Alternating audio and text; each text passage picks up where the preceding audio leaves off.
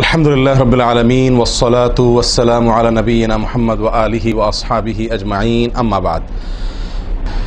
সম্মানিত ভাই বন্ধুগণ, আজকে সংক্ষেপে আমরা কিছু কথা আর্জ করার ইরাদা রাখি ওযুর বিষয়ে।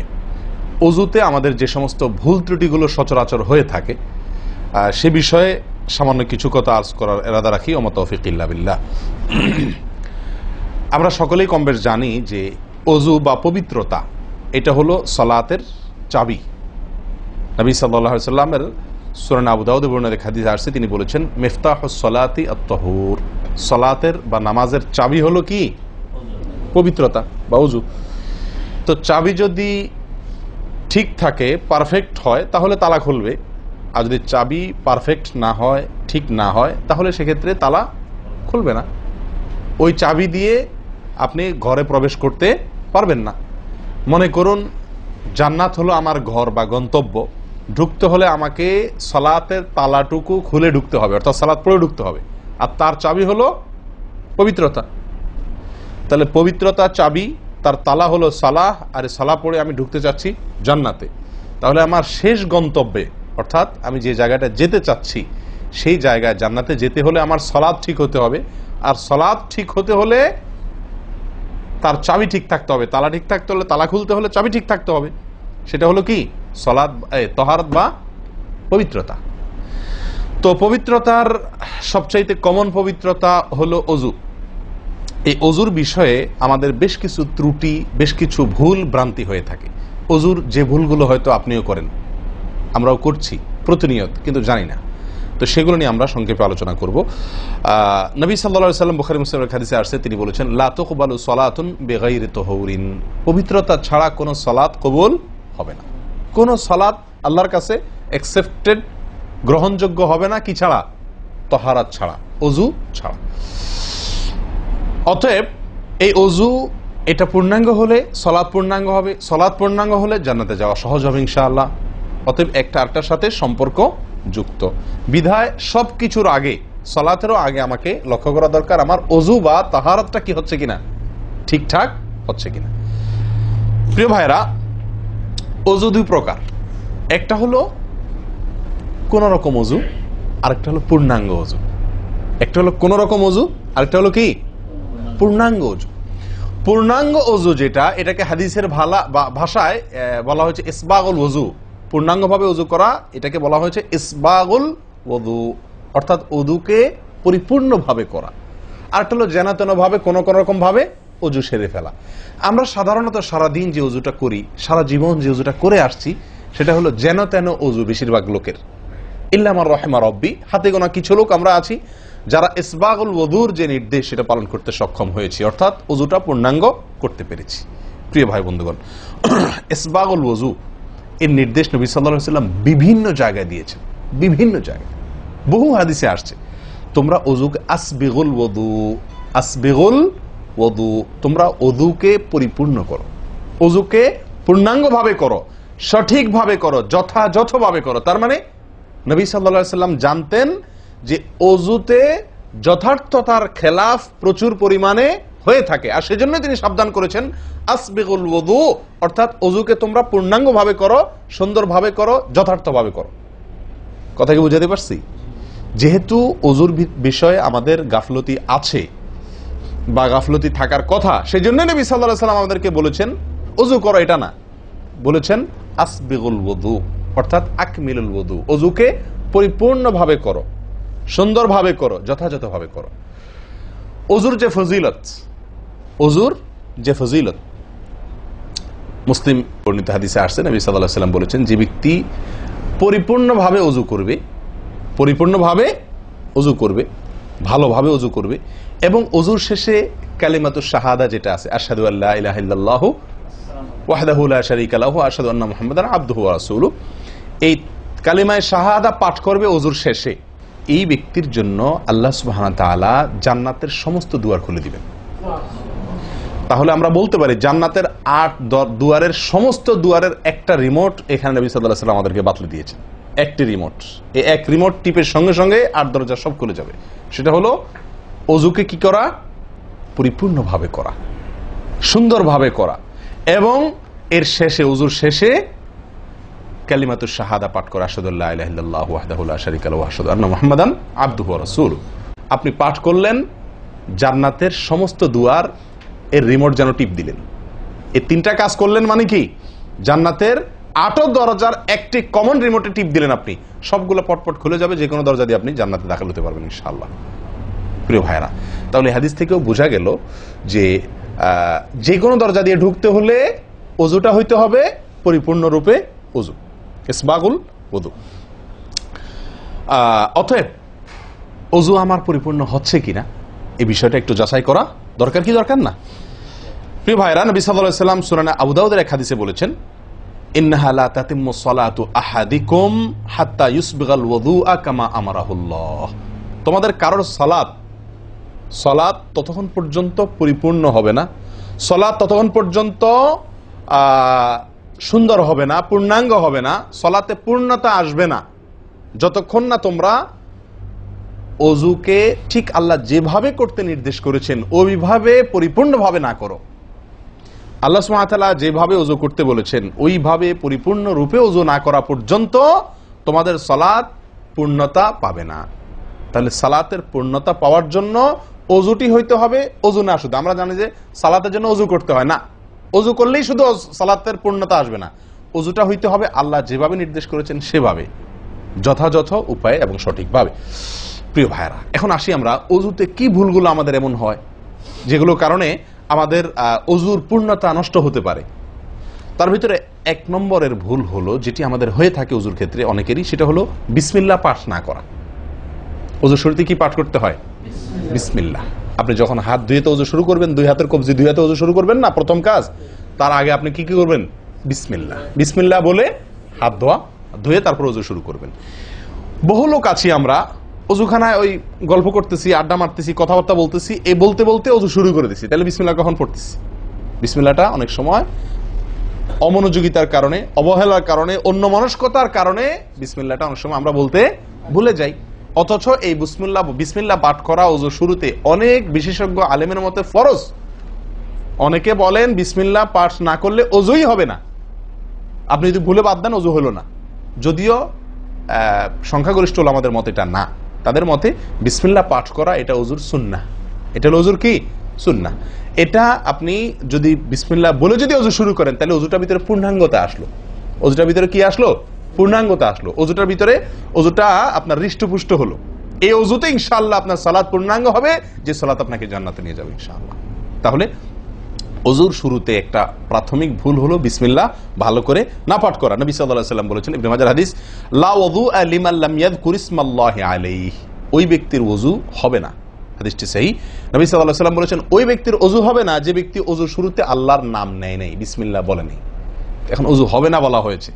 এই হবে না বলতে হাদিস বিশেষজ্ঞ ওলামা ইকরাম এবং ফুকাহা ইকরাম বলেন, এখানে হবে না বলতে ওযুর ওই প্রাণ হলো না, ওযু পূর্ণাঙ্গ হলো না, ওযুটা যেভাবে হওয়া দরকার ছিল সেভাবে হলো না। কোন রকম হয়ে গেল মার্শাল হাল, সালাত আদায় হয়ে গেল, দায়িত্ব খালাস হয়ে গেল, কিন্তু এটা যেভাবে আল্লাহ সুবহানাহু ওয়া তাআলা চাচ্ছেন, নবী সাল্লাল্লাহু আলাইহি ওয়াসাল্লাম চাচ্ছেন, যেভাবে ওযুর নির্দেশ আসছে সেভাবে হলো না। যদি আমি বিসমিল্লাহ পাঠ না করি, তাহলে বোঝা গেল ওযু করার সময় আপনি কারোর সাথে কথা বলছেন, খোশ গল্প করছেন, মোবাইলে আলাপ করছেন, অন্য কোনো ব্যস্ততায় আছেন, অন্য কোনো ধ্যানে আছেন, ওই অবস্থায় হাত ধুয়ে ওযু শুরু করে দিলেন, বিসমিল্লাহ পাঠ করলেন না। এটা হলো একটা ত্রুটি। এই ত্রুটি আমাদের হয় কিনা মাঝে মধ্যে? অনেকে তো আছেন নিয়মিতই করেন না, অনেকে আছেন করেন কিন্তু ওই যে অন্য মানুষ হয়ে গেলে হাত ধুয়ে শুরু করে দিয়েছেন আর বিসমিল্লাহ আর বলেন নাই। তাহলে আপনি যে কোনো কাজের শুরুতে বিসমিল্লাহ বললেন কি না বললেন সেটা এত বেশি গুরুত্বপূর্ণ না, যত বেশি গুরুত্বপূর্ণ ওযুর শুরুতে বিসমিল্লাহ পাঠ করা, কারণ এটার জন্য পৃথক নির্দেশ এসেছে। এমনি তো একটা কমন নির্দেশ আছে, নবী সাল্লাল্লাহু আলাইহি ওয়াসাল্লাম বলেছেন, কুল্লু আমরিন জিবারিন লাম ইউবদা বিবিসমিল্লাহ ফাহুয়া আবতার ওয়া ফি রিওয়ায়াতিন ফাহুয়া আকতা। যে কোনো গুরুত্বপূর্ণ কাজ আল্লাহর নাম দিয়ে শুরু না করলে সেটা অপূর্ণাঙ্গ থাকে, কাজটা অর্ধেক থাকে, অর্ধেকা থাকে, অপূর্ণাঙ্গ থাকে, পূর্ণাঙ্গতা আসে না যে কোনো ভালো কাজ। কিন্তু ওযুর বিষয়ে নবী সাল্লাল্লাহু আলাইহি ওয়াসাল্লামের আলাদা নির্দেশ আছে, ওযু হয় না এমন কথা তিনি বলেছেন। তাহলে বোঝা গেল ওযুর শুরুতে বিসমিল্লাহ পাঠের উপরে আমাদের সাবধান হতে হবে। এখন একটা সমস্যা হলো, আমরা আজকাল বেশিরভাগ লোক ওযু করি হলো টয়লেটের মধ্যে, আর টয়লেটের মধ্যে আল্লাহর নাম নেওয়া নিষেধ, ঠিক না ঠিক? টয়লেটের মধ্যে আল্লাহর নাম নেওয়া নিষেধ, জায়েজ নাই।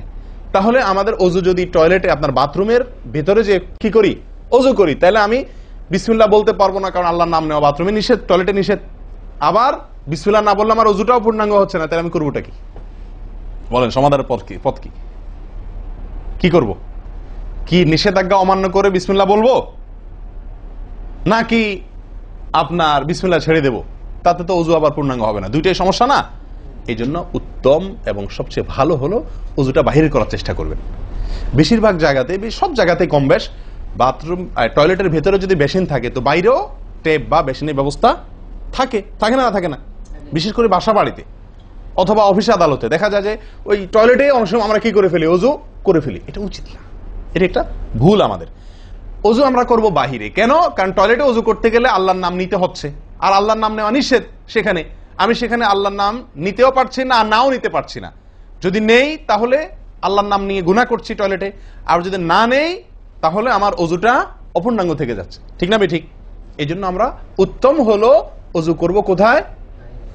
বাইরে এসে যে কোনো টেপে। কথা কি বুঝাতে পারছি? বাইরে এসে একান্ত যদি কখনো আপনি বাধ্য হয়ে যান, বাইরে ভিড় নাই, ব্যবস্থা, সেটা ভিন্ন কথা। আর বাসা বাড়িতে যদি এরকম কোনো বাসা বাড়িতে যে বাইরে কোনো সিস্টেম নাই, আপনার নিজের বাসা না, আপনি ঠিক করতে পারতেছেন না, তো কমপক্ষে বেসিন এবং আপনার টয়লেটের কমোডের মাঝখানে কি দিব?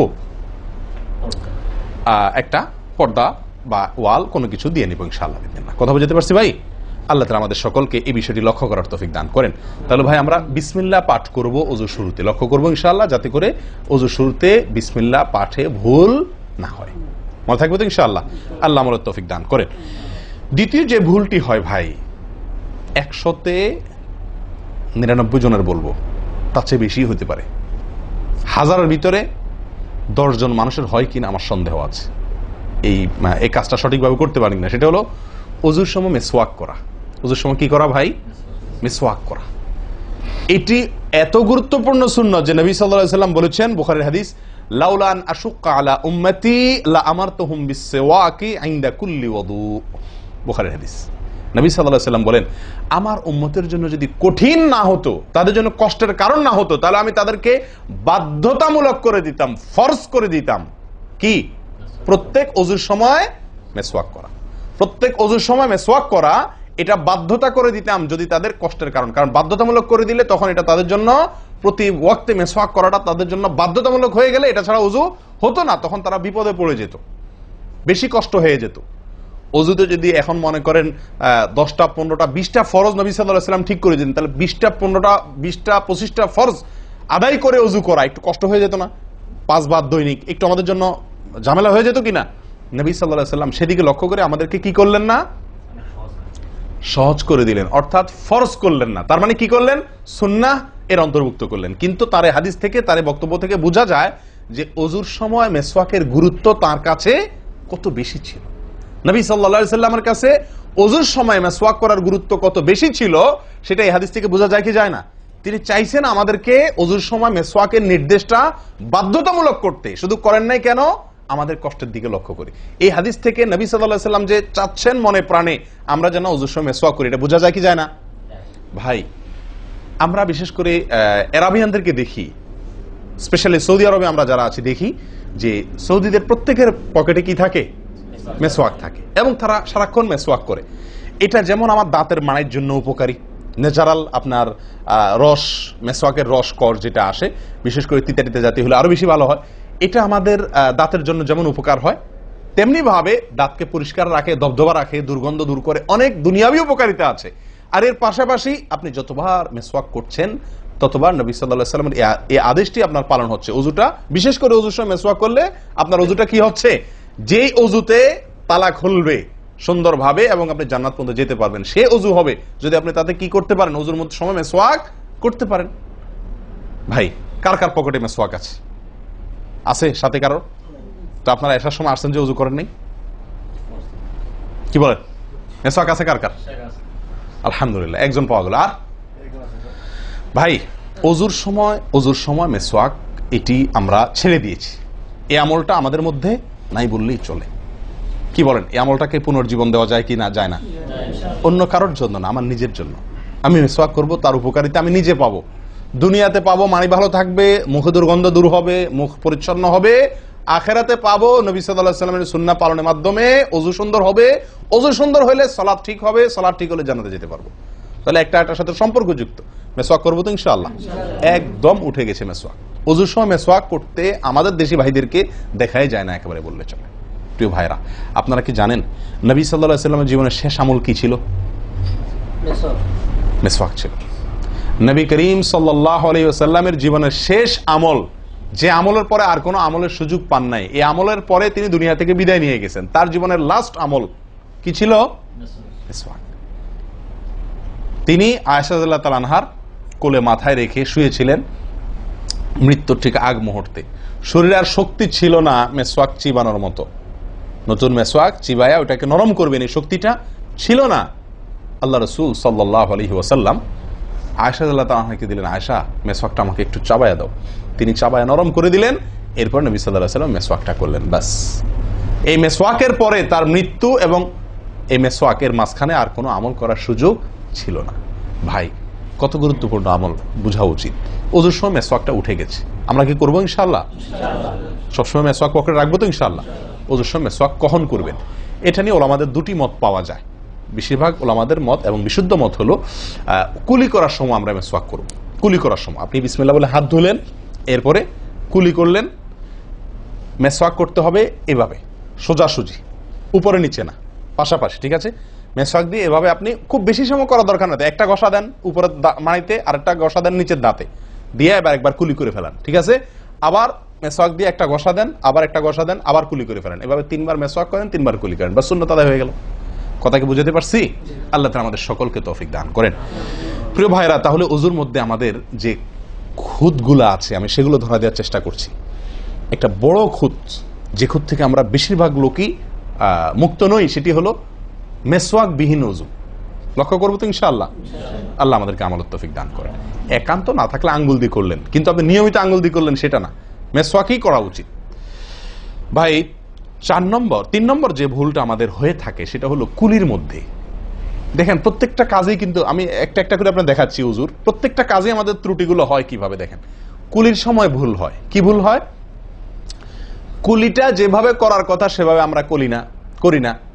হাদিসে কুলির বিষয়ে নির্দেশ এসছে, সেটাকে বলা হয়েছে মদমাদা। মদমাদা আরবি শব্দ, এটার বাংলা অর্থ হয় কুলি করা বা কুলকুচি করা বা কুলকুচা করা। এই কুলি বা কুলকুচা এটা হলো মুখের ভিতরে আপনি হাতের কোষে করে পানি নিয়ে মুখে নাড়বেন, এরপরে ফেলবেন, আবার হাতে নিবেন, কিছু সময় নাড়বেন, 1 সেকেন্ড হোক 2 সেকেন্ড হোক, এরপরে ফেলবেন। এটা হলো কুলি বা কুলকুচা। আমরা বেশিরভাগ সময় এরকম করি আলহামদুলিল্লাহ। যখন ব্যস্ত থাকি, যখন হুলস্থুল থাকে, কোনো সময় কোনো কাজের তাড়া থাকে, তখন অনেক সময় আমরা কি করি? হয় কি না হয় না? মুখে নিলাম আর ঢাললাম, মুখে নিলাম আর ঢাললাম। আমি জানি না আপনাদের হয় কিনা এরকম। আমি দেখছি এরকম অনেক সময় হয়। আপনারা একমত কিনা? নিলাম মানে ব্যস্ততার কারণে হয়তো জামাত শেষ হয়ে যাচ্ছে বা অন্য কোনো কারণ আছে, অথবা দেরিতে আসছি, তো তখন মুখের ভিতর নেওয়া আর ফেলাও, নেওয়াও আর ফেলাও, এতে কুলি হবে না। হাদিসে যে কুলির নির্দেশ আসছে সেই কুলি হবে না। এটা মুখে পানি দিলেন আর বাইর করলেন, এটাতে কুলি হইতে হলে আপনাকে মুখে পানি দিবেন, নাড়বেন। ভাই, কুলিটা কেন করতে বলা হয়েছে? মুখের ভেতরটা কি করার জন্য? পরিষ্কার করার জন্য। আপনি যদি মুখে পানি নেন আর বাইর করেন, তাহলে কি মুখ পরিষ্কার হবে? আপনাকে তো মিনিমাম 1-2 সেকেন্ড হলেও নাড়তে হবে জিনিসটা, পানিটা, তাহলে আপনার মুখটা কি হবে? পরিষ্কার বা পরিচ্ছন্ন হবে। আল্লাহ তাআলা আমাদেরকে আমলের তৌফিক দান করেন। ভাই, তাহলে কুলির ত্রুটিটা বুঝতে পারছেন তো? তাড়াহুড়া করে অনেক সময় মুখে পানি নিয়ে ফেলে দিই আমরা, এটা করা যাবে না। নাম্বার 4, নাকে পানি দেওয়া। দেখেন একটা একটা করে দেখেন, প্রত্যেকটাতে ত্রুটি আছে। আল্লাহুল মুস্তাআন। নাকে পানি দেওয়া, নাকে পানি দেওয়ার যে নির্দেশ আসছে হাদিসে, এটাকে বলা হয় ইস্তেনশাক। ইস্তেনশাক, ইস্তেনশাক আরবি ব্যাকরণ অনুযায়ী এটা বাবে ইস্তিফআলের মাসদার বা ক্রিয়ামূল, যেটার মধ্যে এক্সট্রা ভাবে টানা, আকর্ষণ করার অর্থ যার মর্মের ভিতরে আছে। তো ইস্তেনশাক শব্দের মূল অর্থ হলো পানি টানা, নাকে পানি টানা। আমরা নাকে পানি টানি না, দেইও না। ধান খেতে পানি দেওয়া হয়, আর লাল শাকের খেতে পানি ছিটানো হয়, ঠিক না? ঠিক। লাল শাক বা মূলার শাকের খেতে পানি ছিটানো হয়, আর ধান খাত বেশিরভাগ ইরি ধান ইত্যাদি এই সমস্ত ধান খেতে পানি দেওয়া হয়। তাহলে দেওয়া আর ছিটানো বেশ কম আছে কি নাই? একটা হলো দেওয়া, একটা হলো ছিটানো, আর একটা হলো টানা। টানা হলো এ ক্লাসের অজুতে নাকে পানি টানবেন, বি ক্লাসের অজুতে নাকে পানি দিবেন, থার্ড ক্লাসের অজুতে নাকে পানি ছিটাবেন। আমি কি বুঝতে পারছি? তো আমরা বেশিরভাগ লোক থার্ড ক্লাসের অজু, সারা জীবন থার্ড ক্লাসের অজু করি। আপনি থার্ড ক্লাসের অজু করে আপনি জান্নাতে যাবেন? ফার্স্ট ক্লাসে থাকেও তো যাইতে কঠিন হয়ে যায়। আপনি থার্ড ক্লাসের অজু করে কিভাবে আপনি সালাতের খুলবেন, তালা খুলবেন, কিভাবে আপনি জান্নাতে যাবেন? অতএব ভাই, এই নাকে পানি দেওয়ার বিষয়ে সাবধান থাকতে হবে। দেখুন, নিয়ম হলো আপনি হাতের কোষে পানি নিয়ে নাকে ধরলেন, নাকে ধরে হালকা কি করবেন? টান দিবেন, হালকা টান দিবেন, হালকা টান। কারণ একটু জোরে টান হয়ে গেলে সেটা কি হয়ে যাবে? নাকের তালুতে উঠবে, আপনার কষ্টের কারণ হবে। শরীয়ত আপনাকে কষ্ট দিতে চায় না, শরীয়ত আপনাকে কষ্ট দিতে চায় না। আল্লাহ সুবহানাহু ওয়া তাআলা চান না আমরা কোনো কষ্টে নিপতিত হই। অতএব আমি এমন জোরে টান দেবো না যে নাকের তালুতে ওঠে, কিন্তু হালকা একটু টান দেবো যাতে করে অন্তত সামান্য একটু ভেতরে পানিটা যায়। নাকে পানি দেওয়ার উদ্দেশ্য আর কুলি করার উদ্দেশ্য এক। নাকে পানি দেওয়ার উদ্দেশ্য হলো নাকের ভেতরের যে ময়লাগুলা, ধারে কাছে যে ময়লাগুলা আছে, এগুলো যেন পরিষ্কার হয়ে যায়। আল্লাহর দরবারে দাঁড়াবো পরিচ্ছন্ন হয়ে, পবিত্র হয়ে। হ্যাঁ, এই জন্য নাকে পানি দেওয়ার নির্দেশ আছে। এখন আপনি যদি নাকে পানি কোষ নিয়া ধরে একটু হালকা টান দেন, তাহলে ভিতরে কিছুটা পানি যাবে কি যাবে না? এটা আপনাকে করতে হবে। নাম্বার 2, এটা যদি আপনি করতে কষ্ট হয়, টান দিলে আপনি আস্তে টান দিলেও উপরে উঠে যায়, তো দরকার নেই। তাহলে আপনি কি করেন? নাকে পানি দেন। নাকে পানি কিভাবে দিবেন? নাকটাকে অন্তত পানির মধ্যে কি করে রাখেন? চুবাই রাখেন, 1 সেকেন্ড চুবাই রাখেন। কিছু দূর পানি যাবে কিনা? আমি কি বুঝতে পারছি? আমরা অনেকে বিশেষ করে আমি দেখছি ওযু করার সময় নাকে পানি ছিটান। কিভাবে পানি ছিটান? ওই যে কষে করে পানি নিয়ে, লক্ষ্য করছেন আপনারা? এভাবে নিয়ে এরকম মারে পানিটা, এরকম মারলে সেটা কি হলো? ছিটানো হলো। হাদিসে যে ইস্তেনশাকের কথা বলা হয়েছে সেটা হলো না। আপনি সারা জীবন ওযু করলেন, অথচ আপনার কখনো নাকে পানি দেওয়ার সুন্নাহটি আদায় হলো না। সারা জীবন আজীবন আপনার ওযুটি হয়ে গেল সুন্নাহ ছাড়া। আমি কি বুঝতে পারছি? অতি প্রিয় ভাই বন্ধুগণ, এই বিষয়টা খুব লক্ষ্য রাখতে হবে যে নাকে পানি দেওয়ার ক্ষেত্রে আমাদের ত্রুটি হয়, পানিটা ভেতরে যায় না। অনেক সময় আমরা ছিটা দেই, বা অনেক সময় দিলেও কোন রকম দিয়েই ছেড়ে দিই। দিয়ে ছেড়ে দিলে তো হবে না, আপনার ভেতরে অন্তত যতদূর সম্ভব ততদূর পানিটা, এই নরম অংশটা তত নিতে হবে, আপনি উপরে উঠানোর দরকার নেই। আমি কি বুঝতে পারছি? এটা একটা ত্রুটি হয় ওযুর ক্ষেত্রে। দেখুন ওযুটা পূর্ণাঙ্গভাবে কি হচ্ছে না কত ভাবে দেখেন। প্রিয় ভাইরা, এটা গেল একটা ভুল ইস্তেনশাকের বিষয়। এই বিষয়ে নবী সাল্লাল্লাহু আলাইহি ওয়াসাল্লাম একটা আলাদা নির্দেশ আছে দেখেন, যাতে আমরা নাকে পানি দেওয়াটা ভালোভাবে করি। উনি হয়তো জানতেন বা দেখছেন যে মানুষ নাকে পানি দেওয়াতে গাফলতি করে, ত্রুটি করে, ওই যে ছিটাছিটির কাজ করে।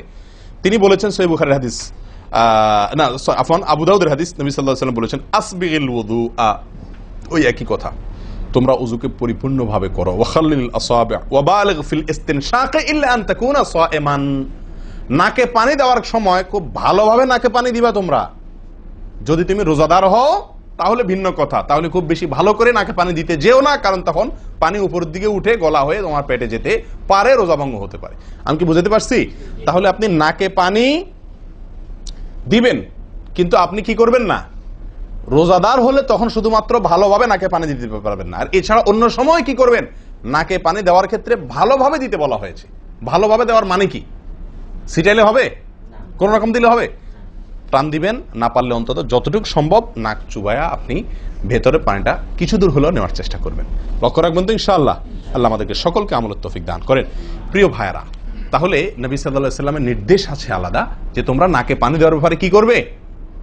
ভালোভাবে নাকে পানি দিবে। আল্লাহ আমাদেরকে আমলের তৌফিক দান করেন।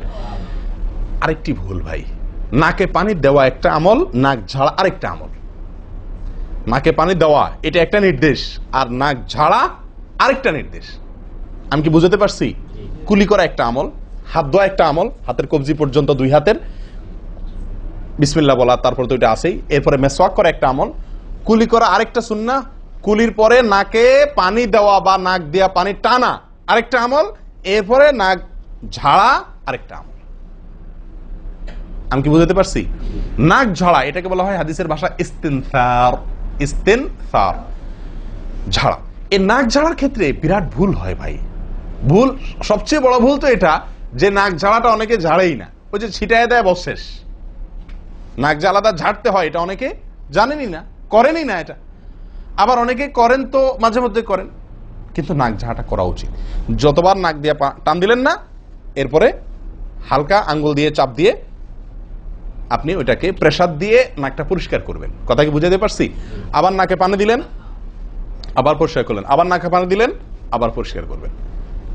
ভাই এটা হলো নাক ঝাড়া। এই বিষয়ে নবী সাল্লাল্লাহু আলাইহি ওয়াসাল্লামের নির্দেশ আছে। দেখুন সহিহ বুখারীতে আসছে, তিনি বলেন ইযাস্তাইকাযা আহাদুকুম মিন মানামিহি, যদি কেউ ঘুম থেকে উঠে, যদি কেউ ঘুম থেকে উঠে ফাতাওয়াদ্দা, এরপরে সে ওযু করতে যায়, ফালইয়াস্তানসির সালাসান, তাহলে সেই জন্য 3 বার নাক ঝাড়ে, নাক পরিষ্কার করে। কেন? ফাইন্নাশ শাইতানা ইয়াবিতু আলা খাইশুমিহি, কারণ নাকের যে বাঁশি উপরের ছিদ্র, এই জায়গাটায় শয়তান রাত্রি যাপন করে। শয়তানের বেডরুম আপনার নাকের বাঁশি, বুঝতে পারছেন? শয়তানের বেডরুম হলো আমাদের নাকের বাঁশি। নবী সাল্লাল্লাহু আলাইহি ওয়াসাল্লাম বলছেন এই জায়গাটা সে অবস্থান নেয় এবং এই জায়গায় গিয়া মোটামুটি আমাদেরকে ব্রেন ওয়াশ করে, যে শুয়ে থাক, আরাম কর, যত ওয়াসওয়াসা দেওয়া দরকার, তার যে ডিউটি সেটা সে পালন করে, কুকামের যত বুদ্ধি দেওয়া দরকার, কিন্তু তার এই ঘাঁটি হলো আমাদের নাকের বাঁশি। ওযুর সময় যদি আমরা এটাকে সুন্নাহ পালন করতে গিয়ে এটাকে ঝাড়ি, তাহলে শয়তান দূর হয়ে যায়। কথা বুঝতে পারছি ভাই? এই বিষয়ে আরো কয়েকটি হাদিস আছে, যে হাদিসগুলো দ্বারা বোঝা যায় যে শয়তানের অবস্থান এই জায়গাটাতে থাকে মানুষের দেহে। তো আপনি যদি শরীরটাকে ফুরফুরে করতে চান, শয়তান ওয়াসওয়াসা থেকে ফ্রেশ হয়ে যেতে চান, তাহলে আপনার নাক ঝাড়ার আমলটার ব্যাপারে গুরুত্ব দিতে হবে। কথা বুঝতে পারছি ভাই? তাহলে উলামায়ে কেরাম বলেন এই হাদিসে তো ঘুম থেকে উঠে ওযু করার ক্ষেত্রে বলা হয়েছে, তো এর মানে শুধু ঘুমের জন্যই এটা খাস নয়, ঘুম থেকে উঠে আপনি ওযু করলে সে ওযুতে এটা বেশি গুরুত্বপূর্ণ, কিন্তু অন্য সকল ওযুতেই বিষয়টি আমলযোগ্য বা সুন্নাহ। অতএব আমরা নাকে পানি দেব একটা আমল, আবার না কি করব, ঝাড়বো আরেকটা আমল। ভাই এরপরে আসি আরেকটি গুরুত্বপূর্ণ আমল যেটি হয় না, বা আরেকটি ত্রুটি ওযুতে, সেটি হলো আঙ্গুল খেলাল না করা। ওযুতে কি না করা? আঙ্গুল খেলাল না করা। আঙ্গুল খেলাল হলো হাত এবং পায়ের আঙ্গুলের যে চিপাগুলো আছে, এই চিপাগুলোতে পানি পৌঁছানোর জন্য, পানি পৌঁছানোটা নিশ্চিত করার জন্য কি করতে হবে? এক হাতের আঙ্গুলকে অন্য হাতের আঙ্গুলের চিপায় ঢুকায়া এভাবে কি করতে হবে? একটু হালকা নাড়তে হবে, যাতে করে জায়গাটাতে চিপাটাতে পানি গেছে এটা কারণ এই চিপাগুলোতে পানি নাও যেতে পারে শুকিয়ে থাকার কারণে। তা আপনি যদি একটু নাড়া দেন পানির ভিজা আঙ্গুল দিয়া, তাহলে ইনশাআল্লাহ ওখানে পানি পৌঁছানোটা মোটামুটি নিশ্চিত হয়ে যাবে। ঠিক না ঠিক? তাহলে এই জিনিসটা অনেক সময় আমরা করি না, অথচ নবী সাল্লাল্লাহু আলাইহি ওয়াসাল্লামের নির্দেশ আছে আলাদা। তিনি বলেছেন আবু দাউদের হাদিস, আসবিগিল ওযুআ ওয়া খাল্লিল বাইনাল আসাবি', ওযুকে পরিপূর্ণভাবে করো। আর ওযুকে পরিপূর্ণভাবে করার একটি অন্যতম কাজ হলো আপনার আঙ্গুলের মাঝে কি করা? খেলাল করা। তিনি বলেছেন তোমরা আঙ্গুলের মাঝে খেলাল করবে, এক আঙ্গুলকে অন্য আঙ্গুলের মাঝে প্রবেশ করে পরিষ্কার করবে। এটা হলো হাতের আঙ্গুল। পায়ের আঙ্গুল কিভাবে করবেন? পায়ের আঙ্গুল তো আর এক আঙ্গুল অন্য পায়ের আঙ্গুল ঢুকাতে পারবেন না, সেটা করবেন হলো অন্য হাদিসে আসছে, এই যে কোন আঙ্গুল আছে না, কোন আঙ্গুল দিয়া সব চিপাগুলোতে কি করবেন? ঘষা দিবেন। কোন আঙ্গুল দিয়া আপনার সব পায়ের আঙ্গুল চিপাগুলোতে ঘষা দিবেন। ভাই আমরা কয়জনে করি এই খেলার আমলটা বলেন তো? পায়ের আঙ্গুল কোন আঙ্গুল দিয়া পায়ের আঙ্গুলের চিপা খেলাল করা, হাতের আঙ্গুল খেলাল করা, কয়জনে করি আমরা বলেন? তাহলে এই ভুলগুলো আমাদের অহরহ হচ্ছে না ভাই? আমরা কি জান্নাতে যেতে চাই না? আমাদের সালাতটা সুন্দর হোক আমরা চাই না ভাই? আমাদের এই সালাত খুব পাওয়ারফুল হোক, শক্তিশালী সালাত হোক, এই সালাতের মাধ্যমে আমি অন্যায় থেকে বেঁচে থাকবো, এই সালাতের মাধ্যমে আমি জান্নাতে যাব, এই সালাত আমাকে খাঁটি মুসলিম বানাবে, এই সালাত আমাকে আল্লাহর কাছে প্রিয় বানাবে, এই সালাত কি আমাদের নূর হবে, আমরা চাই না ভাই? এগুলো যদি চাই তাহলে আমাকে ওযু সুন্দর করতে হবে, আর ওযু সুন্দর করতে গিয়ে এই ভুলগুলোর ব্যাপারে সাবধান হতে হবে। তাহলে আঙ্গুল খেলাল করা, পায়ের আঙ্গুল, হাতের আঙ্গুল আমরা করি না বললেই চলে ভাই। তো আজকে থেকে ইনশাআল্লাহ করবো তো, নাকি যা শুনছেন এটা এখানে রেখে চলে যাবে? ভাই যদি পরিবর্তন না করেন, পরিবর্তন যদি আমরা না করি নিজেদেরকে, ওয়াল্লাহি সারা জীবন ওয়াজ শুনবো, কি লাভ বলেন? সময়টা নষ্ট। আপনি যদি এই কথাগুলোর উপরে আমলের চেষ্টা না করেন, নিজের জীবনে ফিট না করেন, এই ভুলগুলোকে ওযু করার সময় মাথায় রেখে এই ভুলগুলোকে আপনি দূর না করেন, তাহলে সেক্ষেত্রে এই শোনার কোনো লাভ হলো না। করবো তো ইনশাআল্লাহ। আল্লাহ সুবহানাহু ওয়া তাআলা আমাদের সকলকে সচেতন মুমিন হওয়ার তৌফিক দান করেন। সচেতন মুমিনের পরিচয় হলো মুমিন তার প্রত্যেকটা ভুলকে শিখবে, সংশোধন করবে, শিখবে, সংশোধন করবে। এভাবে করতে করতে করতে সে মুমিন হিসাবে কোয়ালিটিফুল আফার ক্লাসের মুমিন হতে পারবে, আল্লাহর কাছে প্রিয় পাত্র হতে পারবে। চেষ্টা করবো তো ইনশাআল্লাহ। আল্লাহ আমাদের সকলকে তৌফিক দান করেন। প্রিয় ভাইয়ারা, ওযুর ক্ষেত্রে আরেকটি ভুল এই যতগুলো ভুল বললাম এর ভিতরে বড় দুটি ভুল বলে ওজুর ভুলকে আমরা শেষের দিকে চলে আসছি। একটি বড় ভুল হলো শুকনা থেকে যাওয়া। কোনো জায়গা যদি আপনার অবহেলার কারণে শুকনা থেকে যায়, ওজুর অঙ্গগুলো যেগুলো ধুইতে হবে, তার কোনো অঙ্গ যদি শুকনা থেকে যায়, ওজু হবে? ওজু হবে না। এক ব্যক্তি ওজু করে আসছেন, নবী সাল্লাল্লাহু আলাইহি ওয়াসাল্লাম দেখেছেন তার ওজুর কোনো জায়গা শুকনা আছে, তিনি বললেন যাও আবার ওজু করো, তোমার ওজু হয় নাই। তিনি তাকে পুনরায় ওজু করাইছেন। কেন? তার ওজু সঠিকভাবে হয় না, শুকনা রয়ে গেছে।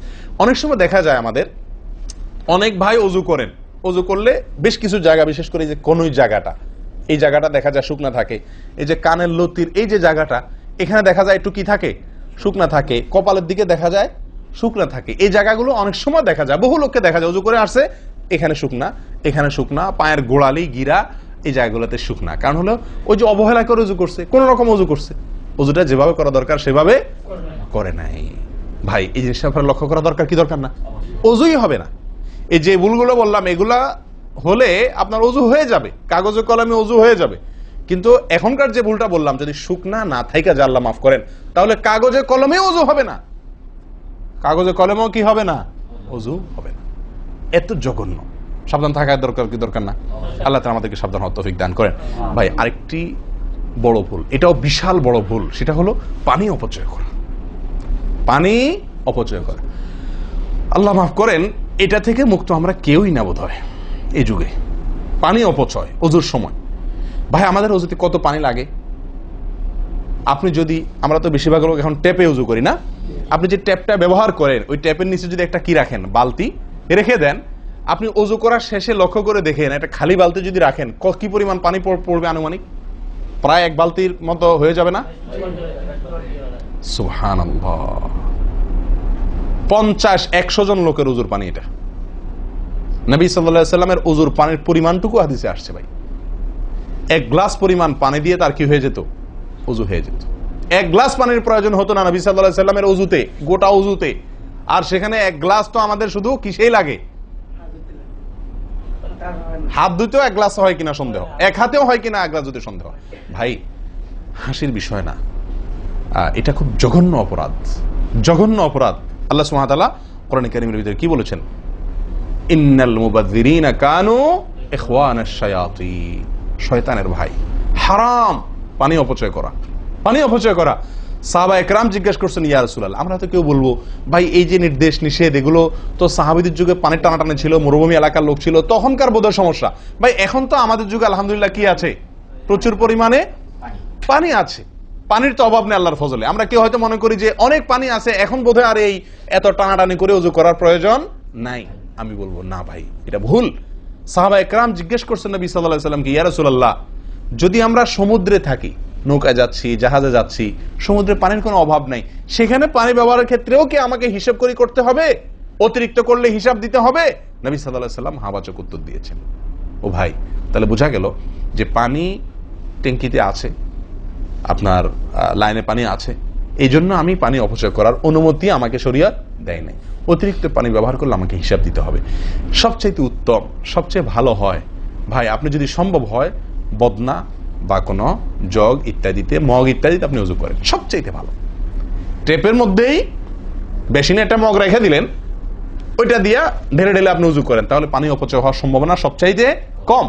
ট্যাপ ছেড়ে দিয়ে যে আমরা ওযু করি, আমরা যেভাবে ওযু করার কথা বলছি, এই যে মেসওয়াক করতে হবে, এরপরে কুলি করতে হবে, নাকে পানি দিতে হবে, আবার নাক ঝাড়তে হবে, এই কাজগুলো করতে একটা গ্যাপ হয় না? গ্যাপ, এই গ্যাপের সময় যদি আপনি টেপে ওযু করতেই হয়, তাহলে গ্যাপের সময় টেপ বন্ধ করতে হবে।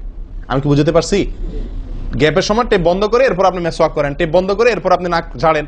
আপনি টেপের পানি পড়তেছে, এদিকে আপনি অন্য কাজ করতেছেন, তাহলে এটা অপচয়ের গুনাহ হয়ে যায়। ভাই আমি ওযু করছি ইবাদত করার জন্য, ওযু করছি আল্লাহ সুবহানাহু ওয়া তাআলাকে সন্তুষ্ট করার জন্য, আবার কাজ যেটা করতেছি ওযুর মধ্যে পানি অপচয় করে, সেটা হলো শয়তানের ভাইয়ের কাজ, শয়তানের কাজ। তাহলে শয়তানের কাজ করে আল্লাহকে খুশি করা যাবে? ভাই এই ওযুতে আল্লাহকে খুশি করা যাবে? এই ওযুতে আল্লাহ সন্তুষ্ট হবেন? ওযু করলে নবী সাল্লাল্লাহু আলাইহি ওয়াসাল্লাম বলেছেন, দিনে 5 বার ওযু করলে, একটা মানুষ 5 বার গোসল করলে যেরকম তার শরীরে ময়লা থাকে না, একটা মানুষ দিনে 5 বার 5 ওয়াক্ত সালাতের জন্য ওযু করলে ওই লোকের অন্তরে বা ওই লোকের ভেতরে গুনাহ থাকে না, আল্লাহ তাকে গুনাহ থেকে পরিচ্ছন্ন করে দেন, পবিত্র করে দেন, ধুয়ে পরিষ্কার করে দেন 5 বার ওযু করার মাধ্যমে। ও ভাই, ওযু আমাকে পরিষ্কার করে দিবে, আমাকে পবিত্র করে দিবে, আমাকে পরিচ্ছন্ন করে দিবে, আমাকে সাফ করে দিবে। কখন? যদি ওযুটা আমি সুন্দরভাবে করি। আমার অজুতে যদি এত বড় ভুল হয় যে পানি অপচয় করে আমি হারামে লিপ্ত হই, গুনাহে লিপ্ত হই, তাহলে আমার সে অজু আমাকে পরিচ্ছন্ন করবে না, পবিত্র করবে না, সুন্দর করবে না, আল্লাহকে সন্তুষ্ট করা যাবে না। প্রিয় ভাইরা, আমি আবারও বলছি, এই ভুল থেকে আমরা কেউ মুক্ত নই।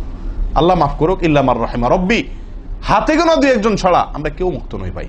অজু করার সময় পানি অপচয়, আজকে টেপের যে কালচার, এই টেপ ছেড়ে আমাদের অজু করা, এটা জঘন্য একটি ভুল। যদি টেপটা আমি ছেড়ে রাখি, হ্যাঁ আপনি অজু করছেন, বন্ধ করে নিচ্ছেন, আবার দরকার হচ্ছে চালাচ্ছেন, এটা হলে ঠিক আছে। আপনি যদি এটা করতে যান পাবলিক অজুখানাতে, হয়তো পিছন থেকে কেউ আপনাকে তাড়া মারবে, আরে ভাই তাড়াতাড়ি করেন, দেরি করতেছেন, মারুক ভাই তাড়া, সে তাড়া মারুক, কিন্তু আপনার অজুটা কি করতে হবে? আপনাকে কোয়ালিটিফুল অজু করতে হবে। আল্লাহ তাআলা আমাদেরকে সেই অজু করার তৌফিক দান করেন। অজুর ক্ষেত্রে আরেকটা ভুল হলো ভাই,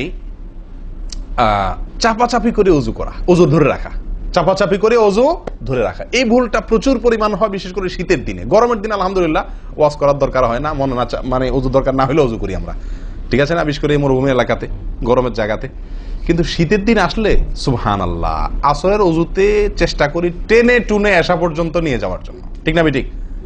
একটা চেষ্টা থাকে যে আসরের অজুতে মাগরিব গেছে, যেহেতু পেশাবের বেগ আছে, বায়ুর বেগ আছে, বাথরুমের বেগ আছে, তো একটু চাইপা চুপা যদি ধরে রাখতে পারে, এসাটা হয়ে গেলে এসা বড় তারা উজু করা লাগলো না, খালাস, উজু করাতে বেঁচে গেলাম ঠান্ডার দিনে, ঠিক না ঠিক? এই অলসতাটা আমরা অনেকে করি কি করি না, এটা উচিত না। উজুর ক্ষেত্রে এটা একটা বড় ভুল। প্রথম কথা হলো, আপনি যদি পেশাবের বেগ থাকে, বায়ুর বেগ থাকে, আপনি সালাতে দাঁড়ালে সালাতে মনোযোগ সেভাবে হবে না।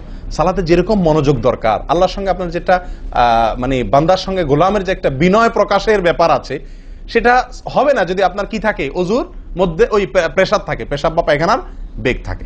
ভাই মানুষ যে কোনো কাজেই, ভালো কাজ মনোযোগ দিয়ে করতে হলে পেশাব পায়খানার বেগ থাকলে করা যায়? তাহলে আপনার সালাতের ভিতরে খুশু খুশু কিভাবে আসবে? আপনার সালাত, যে সালাত আপনাকে সফলতা এনে দিবে, যে সালাত আপনাকে জান্নাত পর্যন্ত নিয়ে যাবে, সেই সালাতের জন্য তো খুশু খুশু দরকার, আপনার মনোযোগ দরকার, আপনার স্থিরতা দরকার। স্থিরতা তো আসবে না যদি আপনার মন থাকে টয়লেটে। আপনি আছেন মসজিদে, দেহ আছে মসজিদে, মনটা আছে টয়লেটে, তাহলে তো সালাত পূর্ণাঙ্গ হবে না। এই জন্য ভাই চাপা চাপি করে অজু ধরে রাখা, এটা অজুর ক্ষেত্রে আরেকটা বড় ভুল, এটা করা যাবে না। যারা চাপাচাপি করে অজু ধরে না রেখে অজু ছুটতেছে, ছেড়ে দেয়, এরপরে যা উজু করে আসে, এদের জন্য বিশাল বড় পুরস্কার আছে, বিশাল বড় পুরস্কার, একটি নয়, তিনটি পুরস্কার।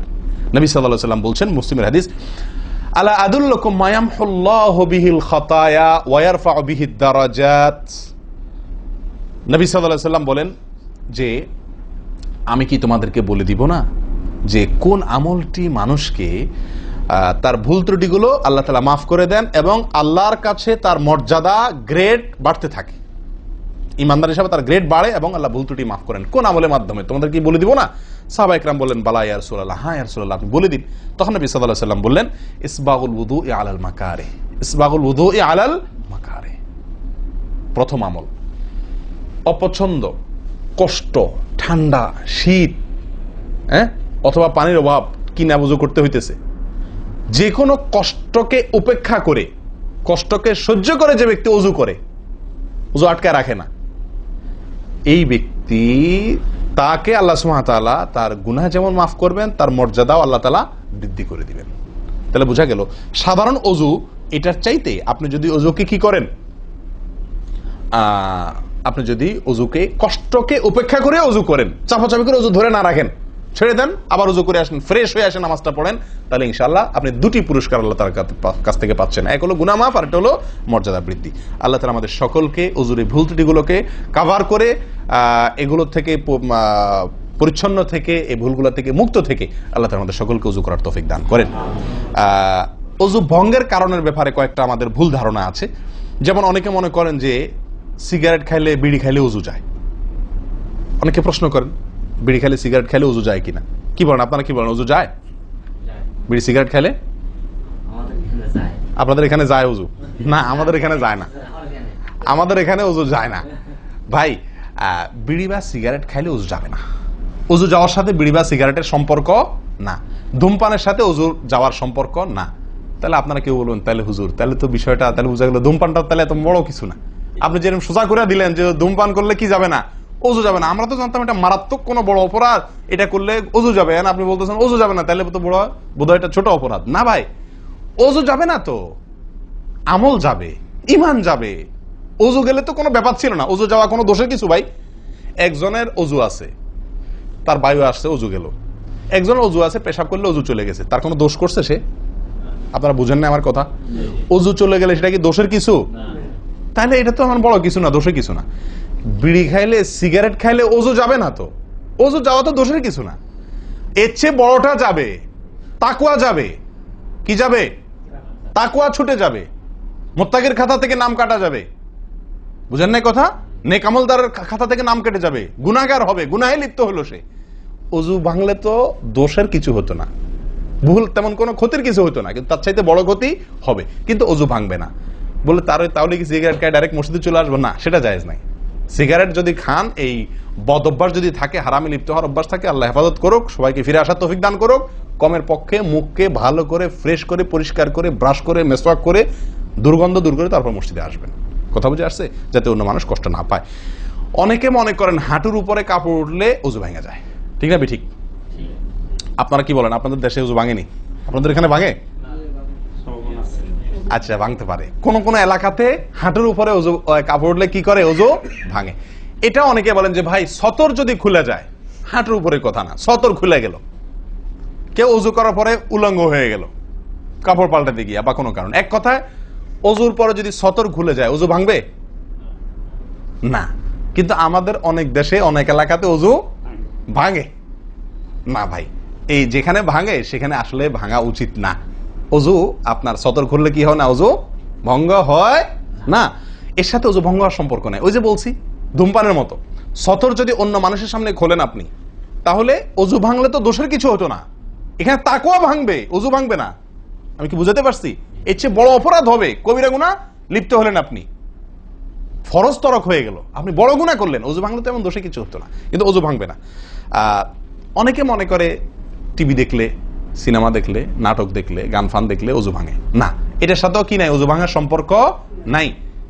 ওযু ভাঙার সম্পর্ক নির্দিষ্ট কিছু কাজে, পেশাব করলেন, পায়খানা করলেন, বায়ু ছাড়লেন, ঘুমাইলেন, ওযু ভাঙে এগুলাতে। কিন্তু আপনি সিনেমা দেখলেন, খারাপ কিছু দেখলেন, এই দেখলেই আপনার কি হবে না? ওযু ভাঙবে না। হ্যাঁ, একটা কথা ঠিক যে আপনি এই যে কাজগুলোর কথা বললাম, আপনি সিগারেট খাইলেন, আপনি আল্লাহ মাফ করেন কোন হারামে লিপ্ত হলেন, আপনি সতর খুললেন মানুষের সামনে, আপনি সিনেমা দেখলেন, টিভিতে খারাপ হারাম কিছু দেখলেন, তাহলে কি করতে হবে? ওযু করা উত্তম। ওযু করা, এগুলা করার পরে বিনা ওযুতে নামাজ না পড়ে ওযু করে নামাজ পড়া উত্তম। কেন? কারণ ওযু করলে আল্লাহ সুবহানাহু ওয়া তাআলা কি করেন? গুনাহ খাতা মাফ করে দেন। তাহলে আপনি যে অপরাধ করলেন সেটা মাফ করে নামাজে আসলেন ফ্রেশ হইয়া, ওটা ভালো। কিন্তু ওযু ভেঙে যাবে এরকম না। মহিলারা বাচ্চাদেরকে দুধ দিলে অনেকে মনে করেন কি হয়? ওযু ভাঙে। আসলে কি না, বাচ্চাদেরকে দুধ খাওয়ালে কি হবে না? ওযু ভাঙবে না। কথা বুঝাতে পারছি? এরকম কিছু ভুল ধারণাও আছে। যাই হোক, ওযুতে যে ভুলগুলো হয়ে থাকে আমি আবার বলে দিচ্ছি এক নজরে। এক, আপনার বিসমিল্লাহ না বলা, শুরুতে বিসমিল্লাহ ভুলে যাওয়া বা না বলা, এটা ভুল।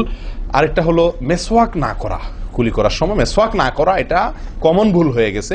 3 নম্বর হলো কুলিটা সুন্দরভাবে না করা, পানিতে মুখে পানি কোষ করে নিয়ে এরপরে কিছু সময় মুখের ভিতরে করে নাড়াতে হবে। না নাড়ানো, এটা আরেকটা ভুল। নিয়ে ফেলে দিলাম তাড়াহুড়া করে, এটা আরেকটা ভুল। 4 নম্বর হলো আপনার নাকে পানি ছিটাই আমরা, এটা আরেকটা ভুল। ছিটানো যাবে না নাকে পানি টানতে হবে অথবা পানি দিতে হবে, কিন্তু পানি কি করা যাবে না? ছিটানো যাবে না, ছিটানোটা আরেকটা ভুল। 5 নম্বর হলো আপনার নাক ঝাড়া। নাকে পানি দেওয়ার পরে কি করতে হয়? নাক ঝাড়তে হয়। আবার দেখেন ডানে বামে লোকজন দেখে ঝাড়েন, বিশেষ করে উজুখানাতে যদি করেন উল্টাপাল্টা, আপনার নাক ঝাড়া মার খায়েন না, তখন আমার কথা বলেন না, আমার যে মৌলভী সবার ওয়াজ শুনে আমি মার খাইছি। দেখেন, নাক ঝাড়ার সময় দেখে শোনা, আশপাশে দেখে নিজের নিয়ন্ত্রণে রেখে নাক ঝাড়ানো, কিন্তু ঝাড়তে হবে। ঝাড়াটা একটা সুন্নাহ আমল, এটি বিলুপ্ত হওয়ার পথে। 6 নম্বর হলো ভাই আঙ্গুল খেলাল করা। কি করা? আঙ্গুল খেলাল করা। এটা উঠে গেছে। পায়ের আঙ্গুল খেলাল করতে হবে, কোন আঙ্গুল দিয়ে হাদিসে আসছে, আর হাতের আঙ্গুল এগুলা দিয়া, কারণ এগুলাতে জাহান্নামের আগুন প্রবেশ করবে যদি এগুলো শুকনা থাকে, সালাত হবে না। এরপর আসি 7 নম্বর ভুল হলো আপনার সালাতের মধ্যে, এই ওযুর মধ্যে কোন অঙ্গ শুকনা থেকে যায়, বিশেষ করে গিরা। নবী সাল্লাল্লাহু আলাইহি ওয়াসাল্লাম বলেছেন ওয়াইলুল লিল আকাব মিনান নার, তোমরা পায়ের গিরা গোড়ালি এগুলোকে জাহান্নামের আগুন থেকে বাঁচাবা, অর্থাৎ এগুলোতে ভালো করে পানি পৌঁছানোর জন্য। কারণ বিশেষ করে শুকনার দিনে, শুকনা যখন হয় শীতের দিনে, তখন এগুলো ফেটে যায়, পানি আপনি ঢাললেই যায় না, একটু হালকা ডললে টললে ভালো করে তারপরে পানিটা জায়গা মতো যায়। এই জন্য ওইগুলোর পরে গোড়ালির পরে বিশেষভাবে লক্ষ্য রাখা দরকার। আর কষ্ট উপেক্ষা করে উজু করার চেষ্টা করা দরকার। আর শেষ যেটা, সেটা হলো পানি অপচয়। কি করা ভাই? পানি অপচয় করা। প্রচুর পরিমাণ পানি আমরা অপচয় করি উজু করার সময়, যেটা আমাদের উজুর সৌন্দর্যকে নষ্ট করে, উজুর গুণগত মানকে নষ্ট করে দেয়। আসুন সুন্দরভাবে উজু করার স্বার্থে এই ভুলগুলো থেকে মুক্ত থাকার চেষ্টা করি। আল্লাহ তাআলা আমাদের সকলকে আমলের তৌফিক দান করেন। ওয়া আখিরু দাওয়ানা আনিল হামদুলিল্লাহি রাব্বিল আলামিন। আসসালামু আলাইকুম ওয়া রাহমাতুল্লাহি ওয়া বারাকাতুহু।